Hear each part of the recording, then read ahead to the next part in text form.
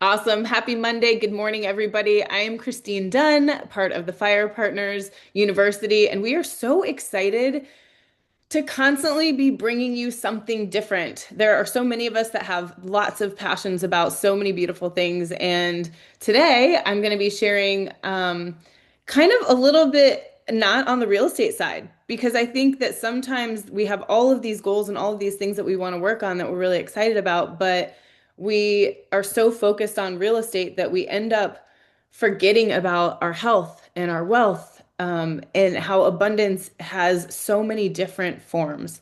So I'm going to share with you guys today's topic, and it's stop dieting, start becoming.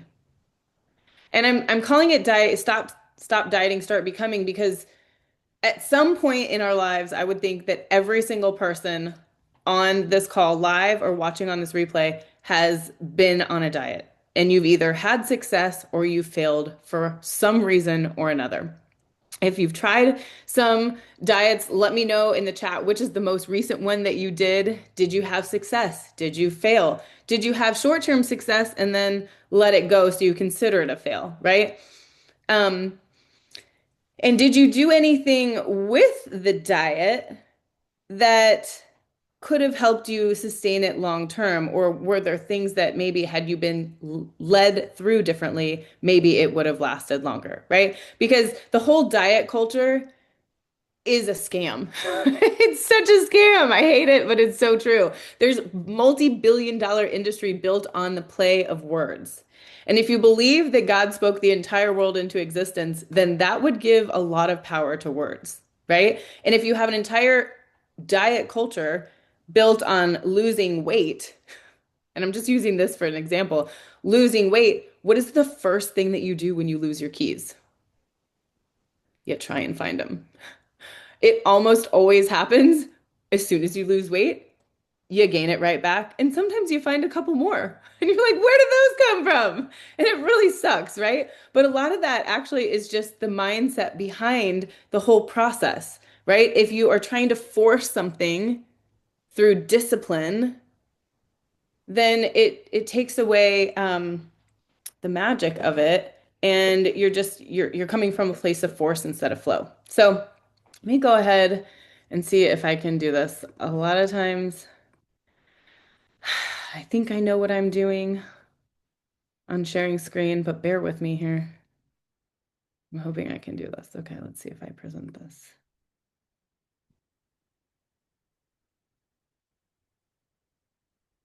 Okay, now I gotta share the screen. I think you can see my notes though. I hate that. But let's see. Can you see my notes on the right side of the screen? Yeah, I think so. Hold on.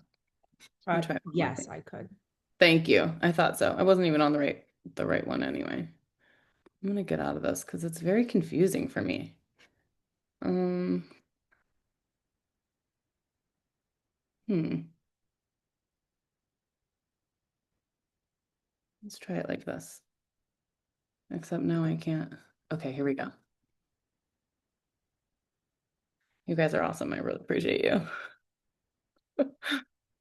You'd think that this was my first time and I've never done this before, but all right, you can see my screen. Hallelujah. There we go. Okay, if you can't see it, then just go to the top. You'll see a couple different tabs and you can choose Christine's shared screen. Okay, so today, I didn't change my front page, so we'll skip that one. But it's stop dieting, start becoming, right? And this is just a simple mindset shift that changes everything. Because like I said, words matter. And interestingly enough, the whole lose weight, what do you change it to? I would say I would shift it to shed weight. Why? Because when a snake sheds its skin, it doesn't turn around and pick it back up. It's done. It's over. That's enough. That's it. So if you're looking for just nothing, if you get nothing else out of the rest of this, you can literally just take that and you'll still win for this week because oh, my puppy just fell off of the chair. I'm so sorry. Oh, Jesus. Oh my goodness. I have a little tiny puppy. Okay. So you're not losing weight, you're shedding weight. But the whole thing is not going to be on this, I promise. But this is just the one thing to really drive it home so that your mind is open and able to receive what I believe that this will bring to you. Okay, so why do diets fail? I would venture to say that anybody that is on this call or watching on the replay at a 9 o'clock in the morning on a Monday is a high performer of some kind, right? I mean, I can't imagine that a slacker is probably doing this at 9 o'clock on a Monday. So I'm considering that you are all high performers. And the fact of the matter is we already know what to do, but most of us still don't do it. Whether it's dieting, whether it's our business, whether it's our personal life, our relationships, our friendships. But why is that? It's because we're relying on our willpower and motivation, but both of those things are temporary.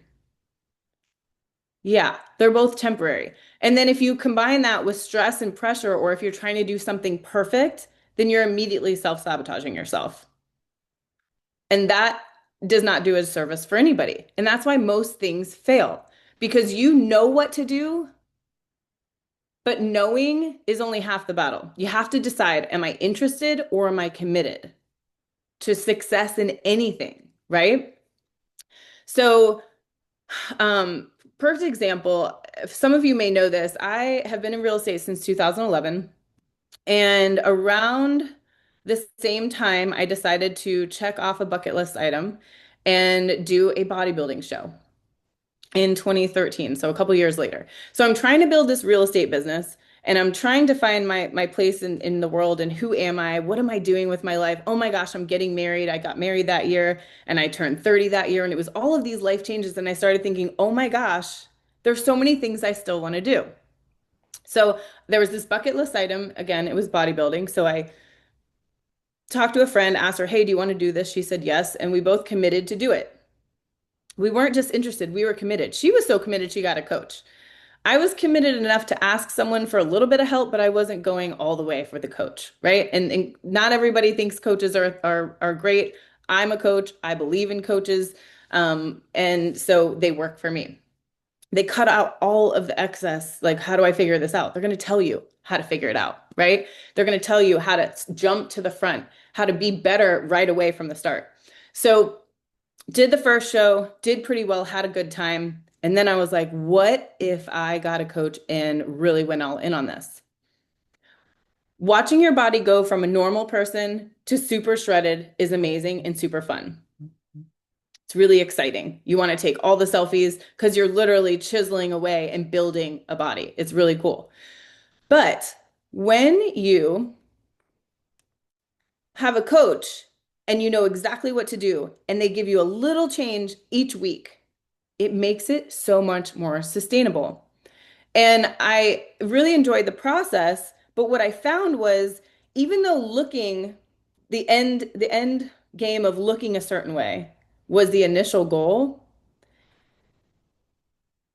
what kept me coming back 10 years later, I'm still doing this, was really the internal changes.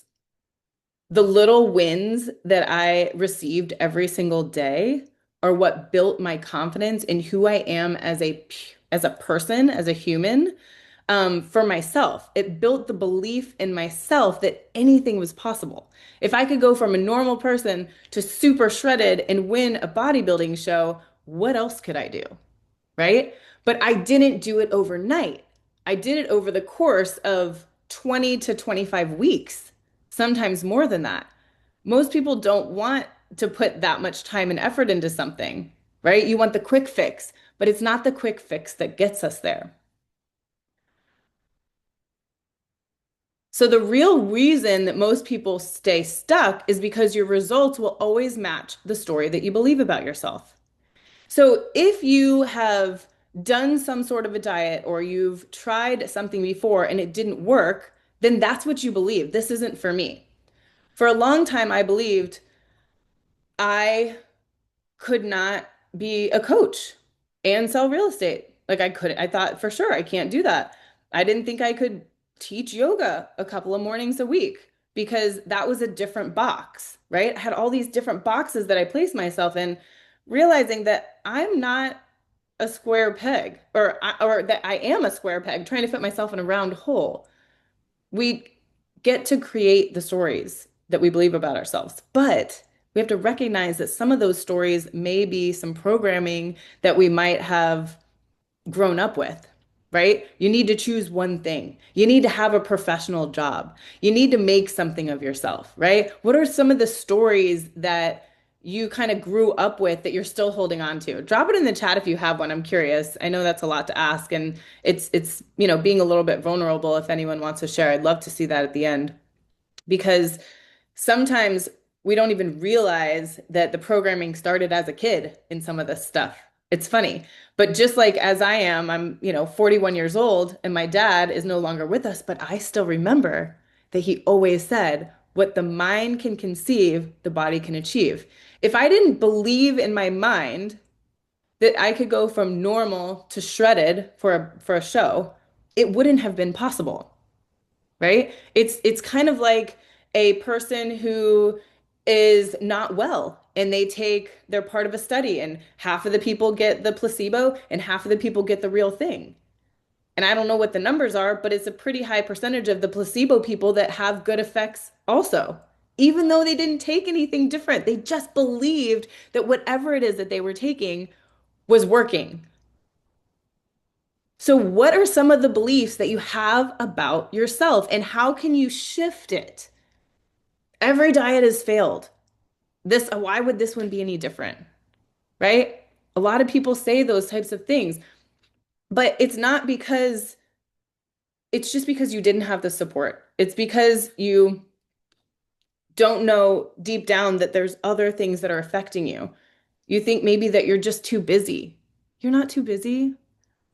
You're just not committed. You're interested. And there's a difference between interest and committed. And just because you've always fallen off before doesn't mean that you're going to fall off now. But it does if you're trying to lead with discipline. You might just need to think about discipline versus devotion. There was a girl well, a woman, I will say. She was not a girl. She was a very nice woman. And she was sitting next to me a few weeks ago in a yoga class. And she said that her friends, and maybe you've experienced this too, they kind of like give her a hard time because her Saturday morning 9 o'clock yoga class is non-negotiable, which makes her Friday evening, an early evening so that she can, make her class in the morning. And she said they kind of give her a little bit of trouble. And they're like, gosh, you're so disciplined. Do you ever let up? And she said, you know what? It's not about discipline. I am devoted. I am devoted to my health, to the wealth of my health, right? Because your health doesn't matter. Like no one even thinks about their health until they're not healthy anymore. And then that's the one thing that they want. And you can't always buy it back, right? So the results will always match the story that you believe. But what do you believe, right? So you've got a story, you've got actions, and you've got results. Now, whatever your old story that you came in with this morning, that's supported by old actions, right? But whatever your new story is that you want to create, that is full of new possibilities. And anything that you think is impossible, I want you to stop for a minute and just reread it because impossible, the word itself actually says, I'm possible. Okay. It's hard to believe, but it's true. The possibilities for your life are infinite if you believe that that's true. And the thing is that you don't have to change who you are. You just have to start telling a new story. It could be something as simple as, I just can't drink water. I just don't like water. Maybe that's your old story. And your old action was that you really just don't drink water. You don't like the taste of it, all the things. But maybe the new story is, water is important for my body. So I'm just going to have a glass in the morning when I wake up. A simple win for the day. Water first. If you follow me on social media, I am constantly, every single morning, probably for the last 5 years, I post water first. Me drinking water first, one of my puppies drinking water first, because it's an easy win. And when you set yourself up with easy wins, then it builds confidence. It's the little things over time that build the big confidence and bring the big change over time, right? When I started bodybuilding, I didn't just go from eating like a crazy person and not knowing anything about food to super strict and meal prepping every day and all the things. No, you slowly start to cut back because that's what makes it manageable. That's what makes it sustainable, right? So maybe I eat two Oreos a day. Yes, I do. I like Oreos. It's my thing. The dark chocolate ones are ridiculous. If you have something that you like to eat every day and you're not willing to take it out of your life, fine. Work around it. That is what building a sustainable life is about. So, but when I'm going into a bodybuilding season and I'm going to start cutting or whatever, then I cut out one Oreo a day and I drink a little extra water, right? It's little changes because it's those things that are going to really build your confidence so that you'll keep going instead of falling off, right? So this is kind of that discipline versus devotion, right? And this isn't the most beautiful thing here, but you get the point. Discipline is a force, but devotion is alignment, right? And you know in your body if something feels out of alignment or not. If you're forcing something versus excitement to do it, right? So, discipline, a lot of people can be disciplined in a lot of different ways, but then also in other areas, they're not disciplined, and that's okay. Look for something that you can be devoted to in those areas that you're not so disciplined in. You don't have to push because when you're devoted and you're in alignment, you're going to be pulled in that direction, right?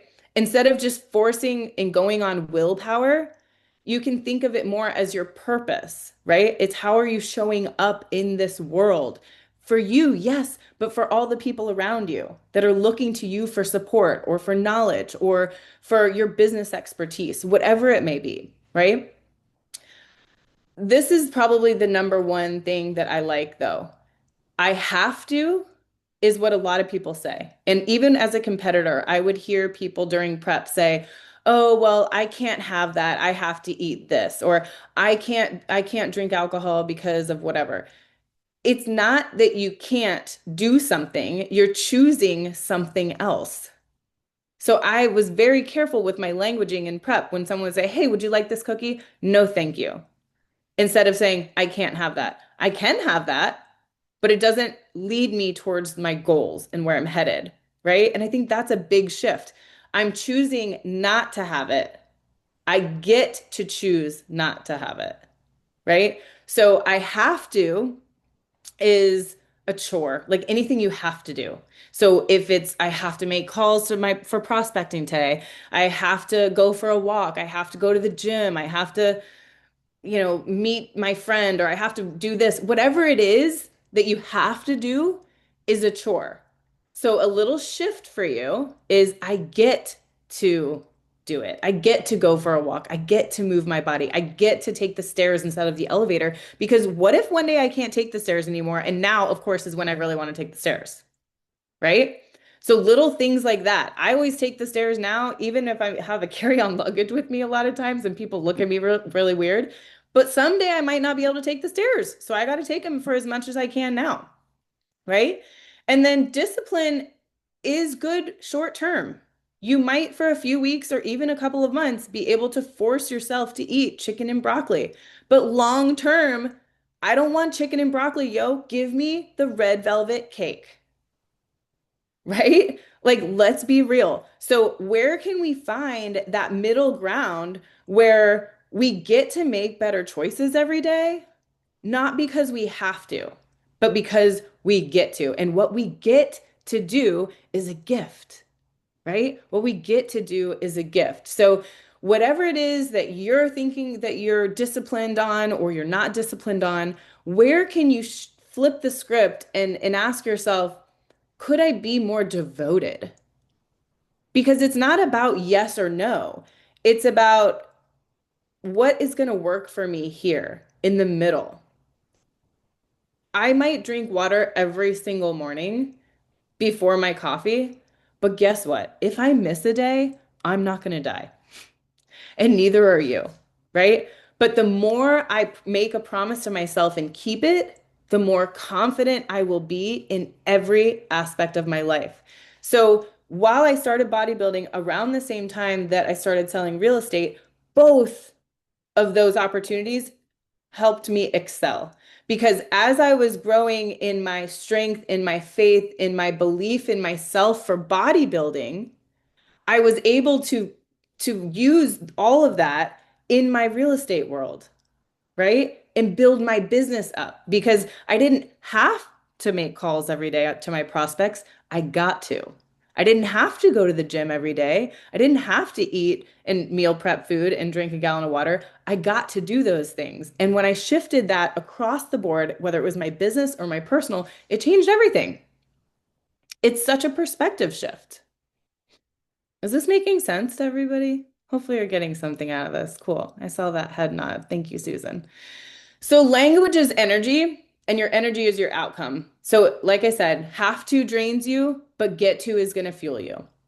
So, if you didn't write it down yet, I would write that down. Have to drains you, but get to fuels you. It's wild what one word can change, like how your body feels about action, right? I mean, it's such a simple, subtle shift, but it brings a big change. I don't know if you've heard of Bashar, but he is a channeler, whatever. But even if you have not heard of him, I love what he says. He says, follow your highest excitement for as long as it excites you without attachment to the outcome. Follow your excitement for as long as it excites you without attachment to the outcome. This will serve you in every aspect of your life. Why? Because we're always attaching meanings to things, but nothing has meaning except that which we attach to it. So if you're upset that your spouse or your friend said something or did something that you didn't appreciate, then that's the meaning it carries for you. But you get to choose. Notice I said you get to choose, not you have to choose. You get to choose how long you allow that to bother you or not bother you. And if you take the meaning away from it and just notice that it just is, it's like bringing from the dark to the light, then it can't haunt you anymore, right? So follow your highest excitement for as long as it excites you without attachment to the outcome. If that's a diet, if it's something that you're just passionate about, I would encourage you, if you're only focusing on work right now, find something that you're passionate about and start following that. Follow that nudge. For me, it was yoga several years ago. It was bodybuilding before that, right? And I still do both. But doing those things that excite me, they light me up for other things, right? And then because I'm not attached to the outcome, I'm not teaching yoga because I'm going to get rich teaching yoga. I'm teaching yoga because it's a really fun way to express myself and move my body and connect with people in my community, right? But I don't have an attachment to the outcome of what could come next. And by leaving that open, that's where the real magic is. That's where life really can get exciting and fun because we're not attached to the outcome of something, right? So if I'm going to sit down and make calls to my prospects, sure, I'm going to have goals of, and I'm going to be tracking how many calls or how many dials, how many conversations, how many appointments set, and if there were any hangups, I might be tracking that too, right? But I'm not attached to it if I don't make any appointments, right? Because some days are going to be better than others. Just knowing that I did it is going to build the confidence, right? But it's not the outcome. It's not always about the outcome. It was about the outcome in bodybuilding in the beginning because I wanted to look a certain way. But then it became less about the outcome and more about how I felt about myself and in my body and how I was able to then show up for other people in my business, whether it was teaching yoga or just talking to people at the gym, right? Selling real estate. I was able to talk to my clients differently because I felt differently about myself, right? When you feel differently about yourself, the confidence that comes through in a conversation with other people is completely different. It allows them to be comfortable and confident in your ability, whatever it is that you're sharing with them. So the A3 framework that I like to talk about a lot is awareness. Are you aware of the thoughts you're having each day? Are you aware of them? Right? And once you become aware of them, then you can realign them. Chewy, stop. I don't know if you guys can hear that. Sorry.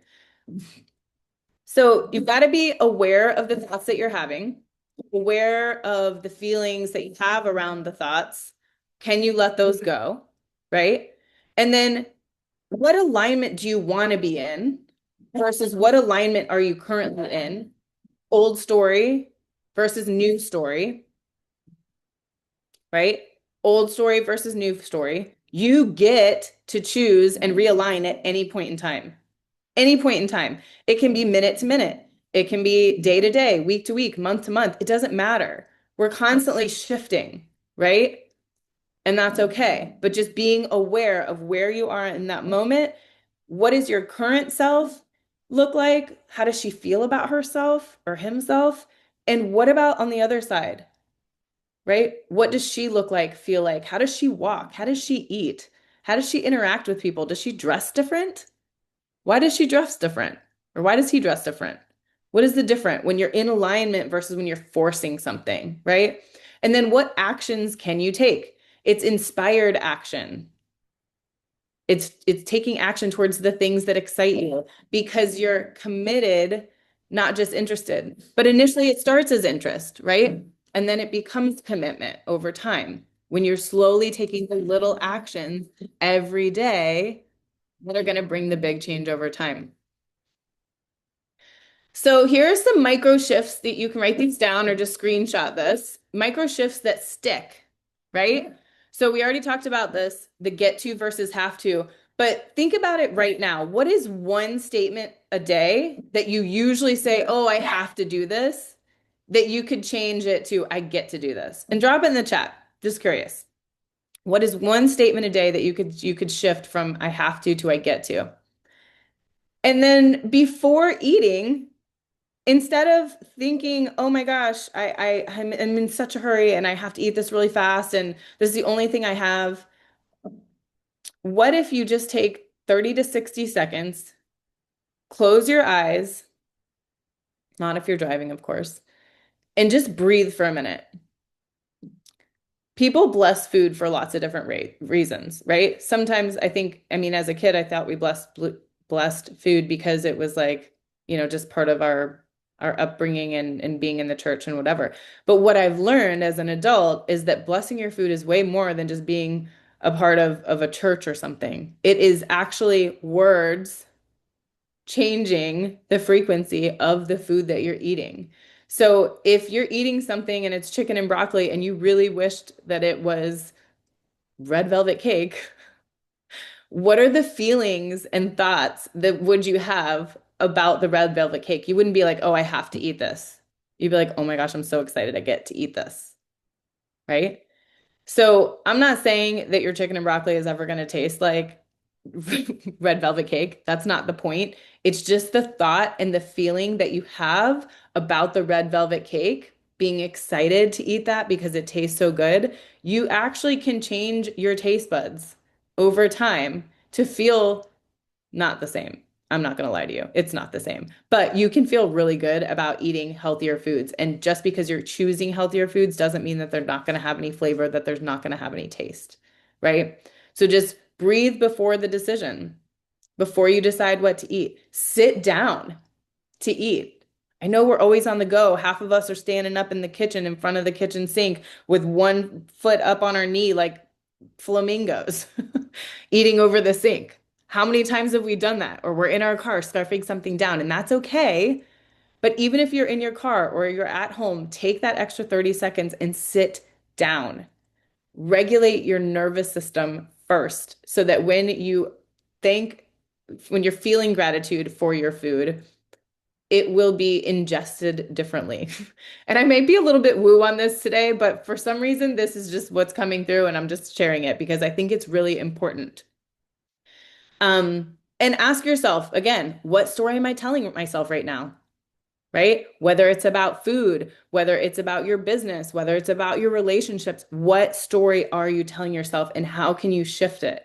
Because choosing the smallest aligned action is what's going to bring you the biggest change over time because it's something that you'll be able to do over and over and over again. If you are a pilot or you're driving your car or whatever, and you put in one address, but then you miss a turn, it's going to keep correcting you until you get back on path, right? You didn't like fail the whole day just because you had to make an extra turn. It's the same thing here, right? You don't have to be perfect. Perfect isn't even realistic. It's not logical. It's a horrible word, honestly, for most people because we don't want to do something if it's not going to be perfect. But done is better than perfect, right? It would have been just as easy for me to say, "Oh, I don't know. I don't know what I'm going to talk about today." And sorry, Kristen, I can't get you everything. But I get the opportunity to share something that I'm passionate about with you guys. I'm going to take it. So thank you for being here and listening. But the real goal here is to stop trying to fix your body, right? The whole beginning of this, the whole start of this, the name of this was stop dieting, start becoming. But to do that, you have to stop trying to fix your body. There's nothing wrong with it. There is nothing wrong with your body. What would better serve you is to realize that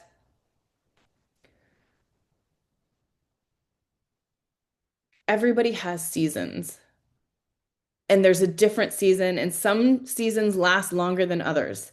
So if you can find a place and a way to start becoming the version of you who already feels at home in your body, you will release so much cortisol, so much stress that your body will start to change. If you start looking at pictures from your wedding day when you looked so amazing and you were 10 pounds lighter or whatever else, and you were 20 years younger, then start visualizing that. I don't care what you're looking at. When I was getting ready for my bodybuilding show, there was this girl, I wish I could remember her name. I don't right now, but she had the most amazing glutes. And I'm not being weird, like for bikini, which is was my division, you had to have, I mean, they're looking for nice wide shoulder caps, a small waist, and a nice round bottom. And this girl, her butt was just like, I thought it was perfect. And I not being like weird, but I would visualize that that's what my butt was going to look like. And I would go through the motions and I would take action to become that version of me. Not to look exactly like her, but to start looking more like a professional athlete again, right? And over time, I did it, right? And there's one picture maybe if I can find it, I'll share it in the Fire Partners group. But there's one picture where my glutes pretty much look just like hers. Yes, I put in the work, but I also was visualizing it.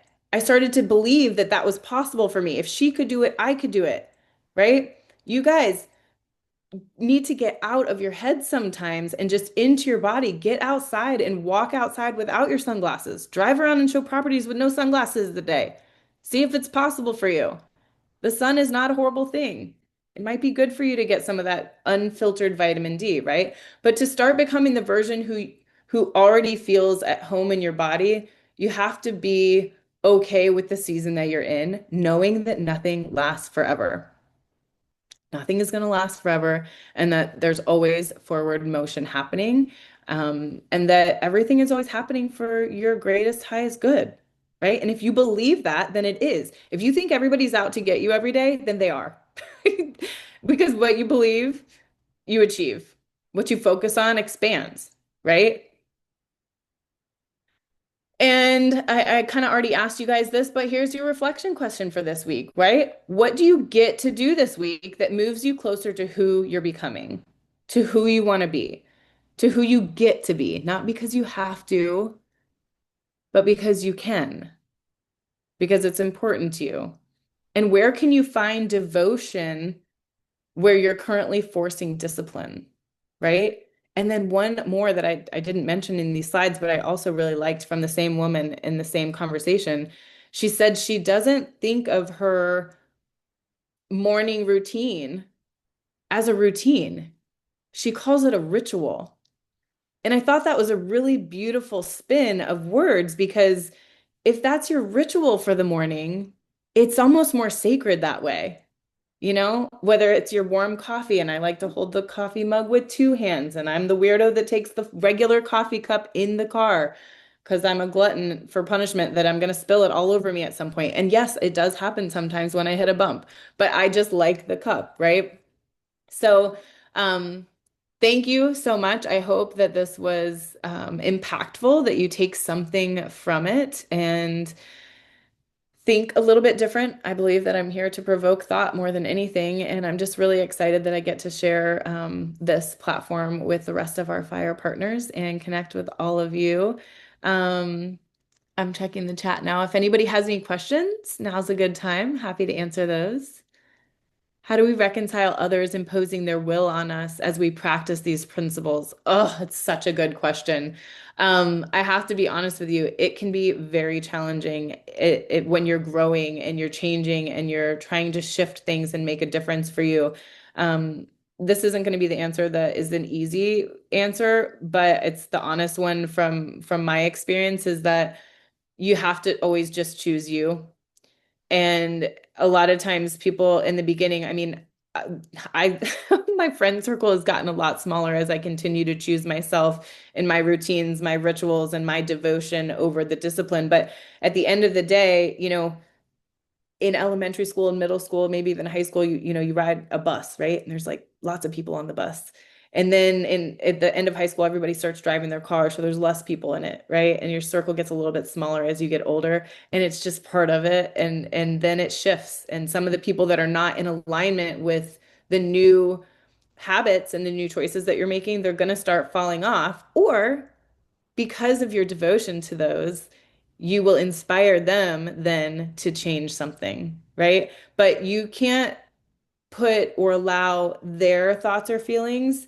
You can't, if do your best. I'm not going to say you can't. I'm going to say do your best not to let how they feel or agree or not agree with your choices affect your forward motion.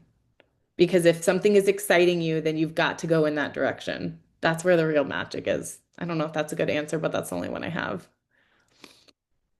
Um, I have to go to the gym one of these days. Do it. You'll love it. You will never feel bad. There are many days that I don't feel like going to the gym, but I still show up. And even if it's not the best workout of my life, I still feel better. So whether it's the gym or yoga, or just a hit workout at home, you don't have to go somewhere, you know, just to do that. But yeah, moving your body is a great one. I love that. Thank you, Karush. I really appreciate that. Thank you, Monique. It was great having you here. Lars, you're always amazing. I appreciate you so much. Great. Well, happy Monday. Make it a great week. Sending so much love to all of you, and I'll see you soon.